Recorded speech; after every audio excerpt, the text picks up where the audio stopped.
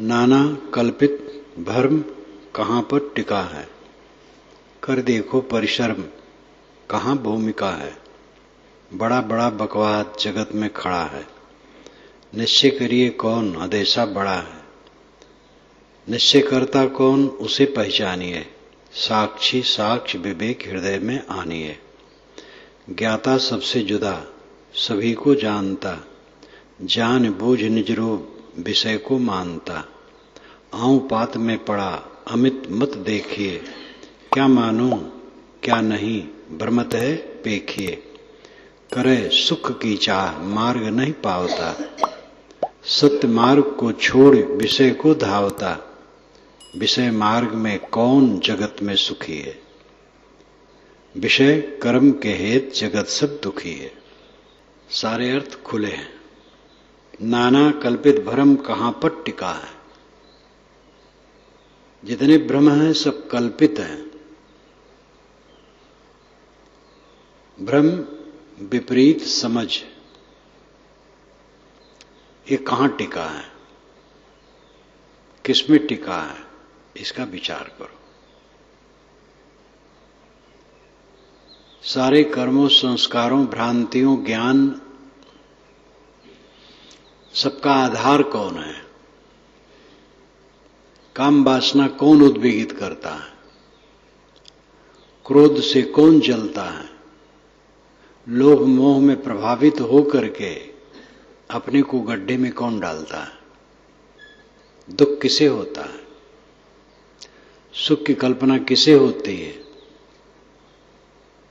ये सब का आधार आत्मा ही है, स्वस्वरूप ही है, चेतन ही है, जीव ही है। यही सब जानता समझता इसी में सारे संस्कार और भ्रम टिकते हैं। सही दृष्टि न होने की वजह से जीव नाना संस्कारों को ग्रहण करके भटकता है। कर देखो परिश्रम कहाँ भूमिका है। परिश्रम करके, परिश्रम क्या है। जो स्वरूप ज्ञान आत्मज्ञान के मर्मी संत सज्जन हैं उनके पास जाओ। सेवा भक्ति विनय पूर्वक समझो। स्वयं अध्ययन करो, विवेक करो। अकेले में बैठ करके चिंतन करो, मुझे दुख क्यों होता है, मैं क्यों भटक रहा हूं, इसका निदान क्या है। परिश्रम करना, आत्मचिंतन करना। सेवा भक्ति से लेके आत्मचिंतन, साक्षी भाव, समाधि भाव, ये सब परिश्रम है। कर देखो परिश्रम कहाँ भूमिका है। सारे संस्कारों के टिकने की भूमिका कहाँ है। सारा भ्रम कहाँ टिकता है। सारा अध्यास सारा संस्कार कहाँ टिकता है, कहाँ हलचल होती है। आप में। आत्मा बिल्कुल शुद्ध है, निर्मल है, लेकिन साथ में जो मन है उसी से सब व्यवहार होता है। मैंने एक दिन कहा था हमारे में दो मैं है, एक परनिष्ठित और एक औपाधिक। परनिष्ठित का मतलब है शुद्ध स्वरूप, मेरा अपना अस्तित्व, चेतनात्मा। औपाधिक का अर्थ है संबंधित, नकली वेश, छद्म वेश, ये मन है। एक मैं आत्मा है और एक मैं मन है। मैं विद्वान हूं अविद्वान हूं, सुखी हूं दुखी हूं, तिरस्कृत हूं सत्कृत हूं, ये मन कहता है। मन का मैं ये बहुत समझने योग्य है और इसी को साफ करना है। पतंजलि महाराज ने कहा है कि जैसे पुरुष शुद्ध है वैसे चित्त शुद्ध हो जाने पर कैवल्य हो जाता है। पुरुष यानी आत्मा स्वभाव से ही शुद्ध है। ये चित्त विकारी है, चित्त शुद्ध हो गया बस कैवल्य है। कर देखो परिश्रम कहाँ भूमिका है। बड़ा बड़ा बकवास जगत में खड़ा है, निश्चय करिए कौन अधेसा बड़ा है। निर्मल साहब की वाणी सीधी साफ सटीक। दुनिया में बड़ी बड़ी बकवास है, बकवासी को सत्य मानते हैं, उसमें क्या निश्चय करें, ये अंदेशा बड़ा है, दुविधा है लोगों में। निश्चय करता कौन उसे पहचानिए, साक्षी साक्ष विवेक हृदय में आनिए।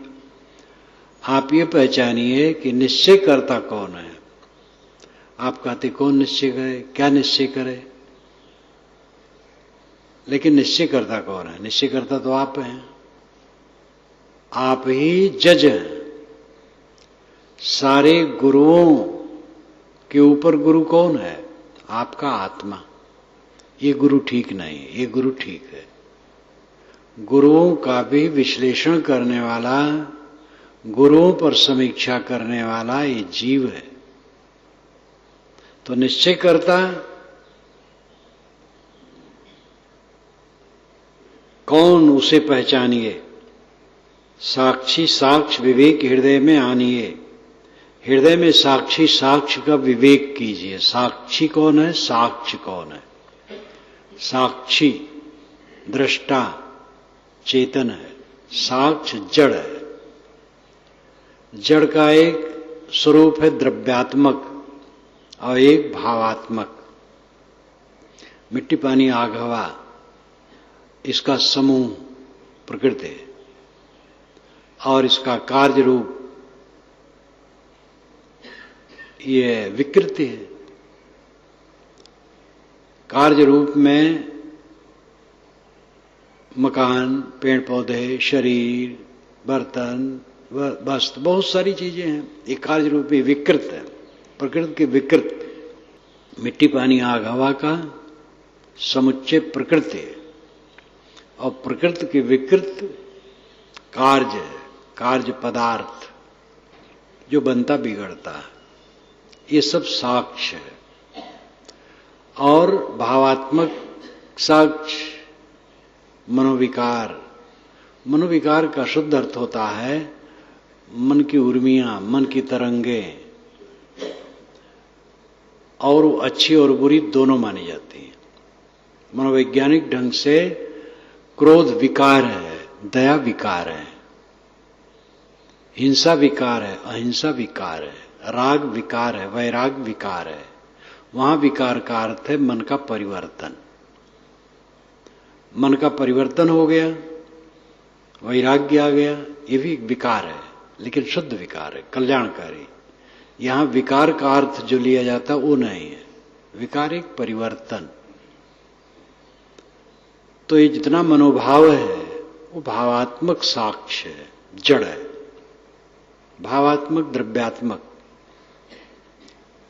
जो भावना से हो वो भावात्मक है, और द्रव्यात्मक जो द्रव्य हो। तो इस प्रकार साक्ष्य, द्रव्यात्मक और भावात्मक, ये दोनों साक्ष्य हैं। और साक्षी चेतन है। आप चेतन हैं, आप ही सबका निर्णय करते हैं, सब पर विचार करते हैं। ज्ञाता सबसे जुदा, सभी को जानता, जान बूझ निज रूप विषय को मानता। ज्ञाता सबसे जुदा है, जो जानने वाला सबसे जुदा है। जान जान करके जीव अपने स्वरूप में स्थित नहीं हो पाता है। जान जान करके उसी उसी में बहता है। किसी युवक और युवती को देखा, मन उसी में बह गया। किसी गाड़ी घोड़ा देखा, उसी में बह गया। किसी मकान देखा, उसी में बह गया। किसी प्रतिष्ठा देखी, उसी में बह गया। जो जो देखता उसी में बहता रहता है। ये पतितपन, अविवेक, घोर अज्ञान। साक्षी साक्ष विवेक करो। साक्षी साक्ष विवेक हृदय में आनी है। सारे साक्ष्य जड़, परिवर्तनशील है, भाग जाने वाले हैं। रीझ खींच करके स्वयं रह जाओगे, कुछ मिलेगा नहीं। चाहे जितना रूप सामने आए, रहेंगे नहीं।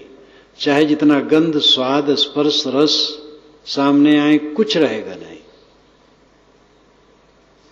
प्राणी पदार्थ जो मिले सब छूटते ही जा रहे, बस वासना में उलझकर हम दुख ही को पाए। नहीं हाथ आता अंत कुछ अध्यास ही गांसता, कुछ हाथ में आता नहीं है, बस वासना ग्रस्ती। जवानी में उन्माद में पड़ करके जो काम भोग को परमानंद मान करके उसमें जूझते हैं, थोड़े दिन में खस्ता हाल हो जाता है। फिर न पत्नी का शरीर वैसा रहता है, न अपना रहता है, रोगी दोषी हो करके, विकारी हो करके सड़ते हैं। फिर एक दूसरे को देखने की इच्छा नहीं होती। तो उन्माद, ये संबंध में जो साक्षी साक्ष्य का संबंध है, साक्षी आत्मा साक्ष्य जड़, इसका भेद कीजिए। ज्ञाता सबसे जुदा सभी को जानता। आप ज्ञाता हैं, सबसे जुदा हैं, सभी को जानते हैं। जान बूझ निज रूप विषय को मानता। यहां पर समझदारों के लिए पंक्ति है।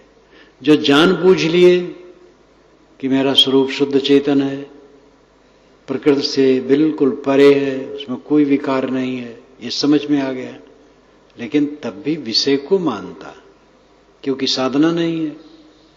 जान तो लिया, जानने से खाली क्या होगा?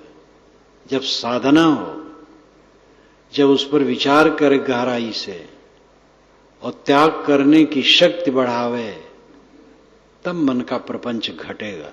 स्पर्शन संकल्पन दृष्टि मोहि, श्वेतासुतर उपनिषद में कहा, स्पर्शन संकल्पन दृष्टि मोहि, छूने से, याद करने से, देखने से मन का प्रपंच बढ़ता है। देखने पर संयम, छूने पर संयम, सोचने पर संयम। असली भजन यही है। मन को विकारों से अलग रखो, इंद्रियों को संभाल करके रखो, अपने इंद्रिय मन को संभाल करके रखो, यही सबसे बड़ा भजन है। मन इंद्रियों को नहीं संभाले, कुछ भजन काम न करेगा नहीं। आऊं पात में पड़ा अमित मत देखिए, क्या मानूं क्या नहीं भ्रमत है पेखिए पेखिए। आऊं पात में पड़ा अमित मत देख के, क्या मानूं क्या नहीं भ्रमत है पेख के। अमित मत देख के, अमित जिसका मित नहीं, बहुत बहुत मत मतांतर, बहुत मान्यताएं देख करके मनुष्य आऊं पात में पड़ा है। ये आऊपात शब्दकोश में नहीं है। ये आऊपात बस्ती गोरखपुर क्षेत्र में देहात में कहा जाता है। वहां की माताएं, बचपन में मैं सुना, बूढ़ी बूढ़ी माताएं इकट्ठी बैठी हैं, बात करती हैं। का करी बहनी, आऊपात में पड़ी, हम समझे में नहीं आवत। आऊपात, संदेह, भ्रम, ये करूं कि वो करूं, क्या सच है क्या झूठ है, आऊपात में पड़ी। निर्मल साहब ने आऊपात शब्द का प्रयोग किया। निर्मल साहब जिस क्षेत्र में जन्मे और काम किए वो गोरखपुर बस्ती क्षेत्र है, इसलिए उनकी भाषा मेरी भी अपनी भाषा है, मादरी जबान, इसलिए उनकी बात पे जान पाया। नहीं तो शब्दकोश तो मिला नहीं, इसका अर्थ करने में बड़ा चक्कर होता। यद्यप भाव तो स्पष्ट हो जाता है। आऊं पात में पड़ा अमित मत देखिए, अमित मत, नाना मत, संदेह में पड़ा है, क्या मानूं क्या नहीं भ्रमत है पेख के। वो तमाम प्रपंच को देख करके क्या मानूं क्या न मानूं, सब शास्त्रों में लिखा है, क्या कहूं। जब वो पंडित जी की याद आती है, एक पंडित जी, विद्वान पंडित, गोंडा जिला के, उस क्षेत्र में वैसा विद्वान कोई नहीं, संस्कृत के अच्छे विद्वान। मैंने कहा भजन साधन चलता है? कहे महाराज किसका भजन करूं, मैं ही तो सब कुछ हूं। मैंने कहा आप सब कुछ हैं, ये दीवार आप हैं, ये लकड़ी आप हैं। कहे हाँ, सांख्य दर्शन अलग अलग कहता आत्मा अनात्मा को। तो कहे आपको निश्चय क्या है? कहे महाराज सब पढ़ा हूं, और जो जब आता है कहाँ देता हूं। ये जरा सुतार लगता है, देहाती भाषा बोले, ये जरा सुतार नाम अच्छा कि सब एक है, हमके यहां विधि निषेध न करना पड़े, तो हंसने लगे। तो इतने बड़े बड़े पंडित भी वो भी सास पढ़े, वो भी सास पढ़े, वो भी सास पढ़े, कुल कह दिए और अपना कहीं ठहरे नहीं। बड़े बड़े विद्वानों को जिनकी पुस्तकें बहुत हैं, उनसे बात करने पर नाम नहीं लूंगा, वो कहे सत्य क्या है समझ में नहीं आता है, और सीरियल है उनकी पुस्तकों की। भ्रमित है, क्या मानूं क्या नहीं, भ्रमित है पेक के। करे सुख की चाह मार्ग नहीं पावता, सत्य मार्ग को छोड़ विषय को धावता। सुख की चाहना तो करता है लेकिन मार्ग नहीं पाता है। सब जीव सुख चाहते हैं और दुख भोगते हैं, क्योंकि सत्य मार्ग को छोड़ विषय को धावता। सत्य मार्ग को छोड़ करके विषय को दौड़ता है। सत्य है आत्मा स्वरूप, अपना आपा, अपने आपा में संतोष, ये सत्य को पाना है और ये सुख है। लेकिन इसको छोड़ करके विषय की तरफ भागता है। जो बाहर कुल दिखाई देता है उसी में सुख की कल्पना करता है, और इसलिए खूब नाक रगड़ी जाती है इसकी। उसमें काम भोग की इच्छा छोड़ दी, सम्मान भोग की इच्छा है, हरदम झंझनाता रहता है, सम्मान नहीं मिलता है। ये लड़के बच्चे अकल वाले नहीं हैं, ये चेले शिष्य बेहूदे हैं, बेअकली हैं, जो मेरी इज्जत नहीं समझते हैं। कितने गुरु हरदम झंझनाते रहते हैं। मोटी वासनाओं को, मोटे भोगों को छोड़ देने के बाद भी सूक्ष्म वासनाएं जीव को जलाती हैं। कुछ भी चाहोगे संसार से, आपकी नाक रगड़ी जाएगी, ये सच्ची बात है। जहां चाहे तहां चाटे खाए, कुछ न चाहो, मेहनत करो, जो मिले मोटा महीन गुजर करो, संतोष करो, आत्म शांति लो। आजकल में शरीर का कचरा कहीं सड़ जाएगा, कुछ रहेगा नहीं, मालटाल कहीं है नहीं, मालटाल अपना आत्मा ही है। विषय मार्ग में कौन जगत में सुखी है, विषय कर्म के हेत जगत सब दुखी है। साहब कहते बताओ इस विषय मार्ग में जगत में कौन सुखी है?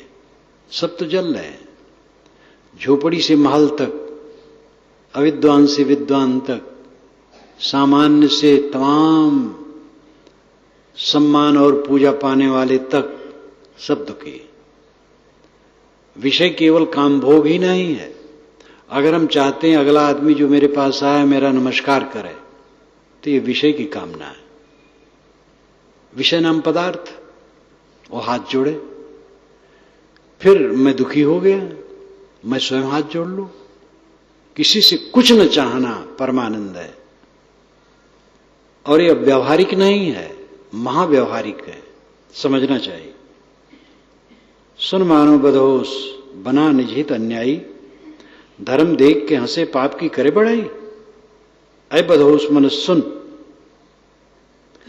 तो अपने हित के लिए अन्याय कर रहा है, हित नहीं समझ रहा, धर्म को देख करके हंसता और पाप की बड़ाई करता है।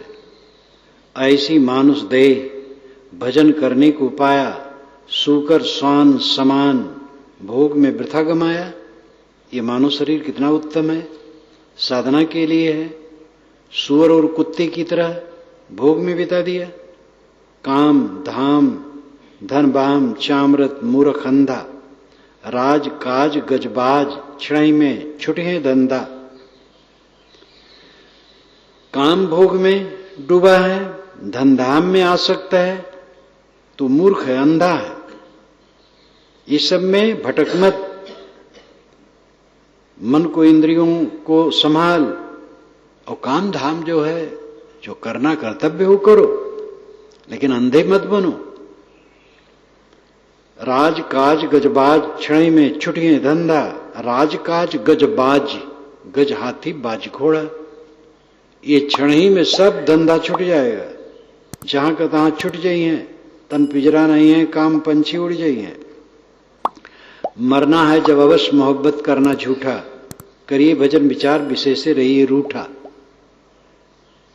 ये पंक्तियां हमारे गुरुजी ने पत्र में हमें लिखा था जब बुरहानपुर पत्र भेजे थे।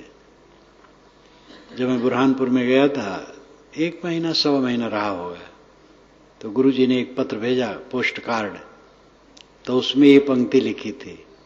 इसलिए ये पंक्ति सदैव के लिए रिजर्व हो गया मन में जब तक जीवन है। मरना है जब अवश्य मोहब्बत करना झूठा, करिए भजन विचार विषय से रहिए रूठा। जब मरना अवश्य है तो मोहब्बत करना व्यर्थ है। कोई बच नहीं सकता है मृत्यु से। ये शरीर सड़े गले हिलुल न सके और मौत से बचा रहा है, क्या फायदा होगा। दूसरी बात, ये शरीर स्वस्थ रहे, बलवान रहे, ताजा रहे, हर समय जवान रहे और मरे ना, और काम क्रोध लोभ मोह में जले, क्या फायदा है। देह जब से धरे हो क्या पाए हो। रोने की सिवा तो कुछ नहीं। रोना रोना रोना, वो हंसना है वो भी रोना है। जब लोग हंसते हैं जोर से तो आंख से आंसू आते हैं, वो हंसना रोना ही है। कौन हासो किमानंदो नित्यम पज्जलते सति, अंधकारेणो नद्धा प्रदीपम न गवेशत। ये तथागत बुद्ध ने कहा, कौन हासो, क्यों हंसते हो। संस्कृत और पाली में नु प्रश्नवाचक है। कौन हासो, क्यों हंस रहे हो। किमानंदो, क्यों आनंदित हो रहे हो। नित्यम पज्जलते सति, निरंतर काल की आग जल रही है। अंधकारेणो नद्धा, अंधकार से तुम घिरे हो। प्रदीपम न गवेशत, प्रकाश नहीं खोजते हो। मरना है जब अवश्य मोहब्बत करना झूठा, करिए भजन विचार विषय से रहिए रूठा। सुत बनिता धन धाम कामना है यमराजा, गर्भवास ले चले जहां यम का दरवाजा। ये धन धाम घर परिवार की जो वासना तुम्हारे मन में है, यही यमराज है। यही तुम्हें अपने दरवाजे पर यमराज ले जाएगा बांध करके। गर्भवास ले चले जहां यम का दरवाजा, गर्भवास में लेकर के जाएगा, वहीं यम का दरवाजा है। फिर आगे साहब पौराणिक रूपक का शब्द देते हैं। उनकी उदारता देखिए, वे सब कुछ नहीं मानते हैं कि यमलोक है कहीं और कुछ है, तो खर पारखी थे निर्मल साहब। लेकिन सामान्य लोगों को समझाने के लिए आगे देखिए कैसा मनोरंजक है। पकड़ ले ही यमदूत मोच और चुरकी गर्दन, कोल्हो यंत्र में डार करेंगे तेरा मर्दन। जब तू यमराज के दरवाजे पर पहुंचेगा तो यमदूत लोग तुम्हारी चुरकी गर्दन और मूछ पकड़ करके और कोल्हू यंत्र में डाल करके पीसेंगे, तब तुम्हें पता चलेगा। पड़े मुंह को लात बात न चले तुम्हारी, धर के चीरे दूत शीश पे तेरे आरी। तेरे ऊपर मुंह और लात खूब चलेगा और तुम्हारी बात नहीं चलेगी, तुम चिल पू करते रहो, कोई पूछने वाला नहीं है। तुम्हारे सिर पर आरी रख करके यमदूत लोग चीरेंगे। नरक 18 कुंड रुंड बिन मुंड भुगती हैं, कष्ट देह कृम कीट पीव और रक्त कुगती हैं। 18 नरक कुंड है, उसमें तुम डाले जाओगे, भुगतोगे। रुंड मुंड बिन, रुंड कहते धड़ को, कबंध को, सिर जिसमें ना हो वो रुंड है। और मुंड मूड़ी, वह मूड़ी जिसमें धड़ ना हो, तो तुम्हारा धड़ अलग कर दिया जाएगा, सिर अलग कर दिया जाएगा और उसमें छटपटाओगे। कष्ट देह कृमकीट पीप और रक्त कुगती हैं। कृमकीट तुम्हें नोचेंगे, पीप और रक्त में तुम पड़े, तुम्हारी दुर्गति होगी। सुत बनता परिवार तहां नहीं करे सहारा, जिनके हित अपकार किया तू विविध प्रकारा। वहां सुत बनता परिवार के लोग सहारा नहीं करेंगे, जिसके लिए तूने सारा कुकर्म किया है। इसका अर्थ तो मैंने ऐसे किया, विशेष में लिखा। ये पौराणिक रूपक श्री निर्मल साहब क्यों देते हैं। जैसे ये मोटी बुद्धि वाले कुछ समझें, ये ऐसा है तो नहीं, कोई यमलोक नहीं है, यमराज पकड़ के वहां ले नहीं जाता है, तो है तो ये रूपक, लेकिन तथ्य है। सब बातें यहां देह धर करके क्या नहीं होता है। माता के गर्भ में रहे, नरक कुंड में रहे, ये शरीर नरक है, हरदम नरक में है।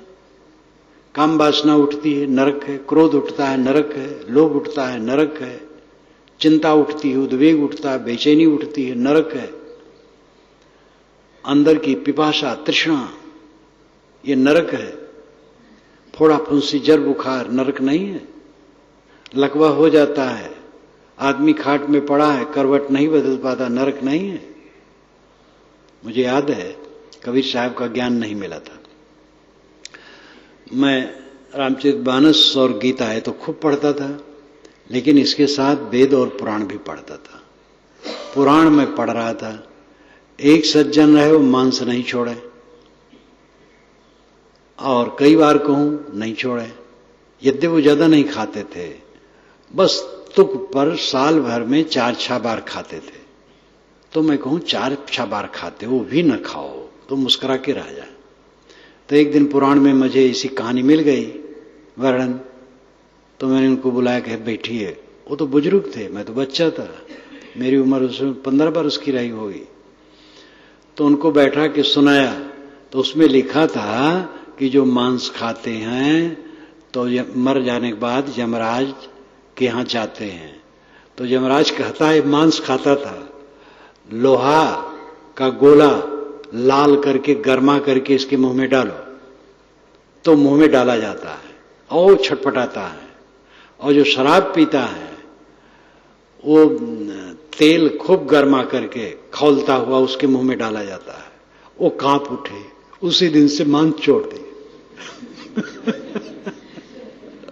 मैं कितना समझाया, मांस नहीं छोड़ पाते थे, ये जब कहा तो मांस छोड़ दे। तो मोटी बुद्धि वालों के लिए ये सब रूपक पंडितों ने दिया, सभी मतों में है। परंतु जो दुख है, बुराई का परिणाम है, वो तो सबको भोगना पड़ता है। जो खूब अत्याचारी बनते हैं, बड़े वीर, कुछ ही दिन में उनकी दुर्गति होती है। प्रातःकाल धार्मिक लोग कुछ राम रहीम कहते हैं, पूजा पाठ करते हैं, और उसी प्रातः काल में पूरी दुनिया में करोड़ों जानवरों के गले पर छुरी और रेती चलती है। बड़े बड़े कसाई खानों में इस समय मांस और रक्त का अंबार लगा हुआ है। अब बाजारों में निकलो, देखो बकरे, मुर्गे, सूअर, मुर्गे तो एकदम साग की तरह काटते रहते हैं, एक जानवर दूसरे जानवर को निगलते रहते, नोचते रहते, खाते रहते हैं। अपने आप में ही शरीर में रोग व्याधि, क्लेश, पीड़ा, संताप लगा रहता है। ये पूरा संसार ही यम सदन है। अनविचार रमणी सदा संसार भयंकर भारी, सम संतोष दया विवेक से व्यवहारी सुखकारी। गोस्वामी जी की ये पंक्ति है, उन्होंने भी विचारक की तरह यहां कहा, अनविचार रमणी सदा संसार भयंकर भारी। ये संसार विचार न करने से रमणी लगता है, नहीं तो ये भारी भयंकर है। सम संतोष दया विवेक से व्यवहारी सुखकारी। समता रखो, संतोष रखो, दया रखो, विवेक रखो, इसका व्यवहार रखो तो सुखी रहोगे, नहीं सुखी नहीं रहोगे। कुल मिलाकर के अपने मन पर संयम रखोगे तो सुखी रहोगे, नहीं तो दुख भोगना पड़ेगा। तो उस नरकुंड में वहां पर कोई तुम्हारा सहायक नहीं होगा। 84 का कर्म किया तैने रे पापी, जहां तेरा अध्यास तहां तू जात अलापी। अय पापी, तूने 84 में भटकने का काम किया, पाप किया। जहां तेरा अध्यास तहां तू जाए अलापी। अलापी आलाप करने वाला, गाने वाला, जोर से बोलने वाला, यहां अर्थ चिल्लाने वाला। तो चिल्ला चिल्ला करके वहां जाएगा। जैसा कर्म किया है वैसे कर्मफल भोगने के लिए चिल्ला चिल्ला के जाएगा। जैसा कर्म होता है वैसे फल होता है। आदमी ईर्ष्या करता है, जलता है, प्रेम करता है, प्रसन्न रहता है, क्रोध करता है, जलता है, क्षमा करता है, शीतल रहता है, भोग वासना में उलझता है, उद्वेगित रहता है, संयम में रहता है, शांत रहता है। प्रत्यक्ष ही इस हाथ पैसा दीजिए, उस हाथ पैसा लीजिए, उस हाथ सौदा लीजिए, इस हाथ पैसा दीजिए, उस हाथ सौदा लीजिए। एक हाथ से पैसा दो, एक हाथ से सौदा लो। ये कर्म सिद्धांत अटूट है, अभंग है। ये विश्वास नहीं है, विज्ञान है।